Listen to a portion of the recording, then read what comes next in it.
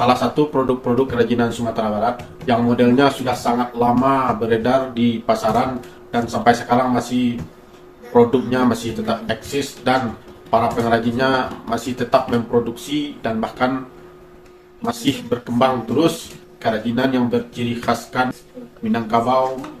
Inilah model produk yang kami jual di Najla Souvenir yang masih tetap eksis sampai sekarang, yang mana produk ini mulai diproduksi oleh seorang seniman dari tahun 90-an dan sampai sekarang masih tetap diminati oleh banyak orang yang berkunjung ke Bukit Tinggi.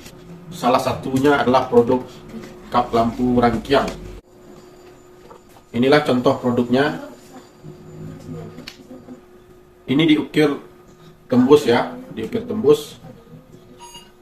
Ini modelnya kayak gini. Ini dari depan. Ini bentuk dari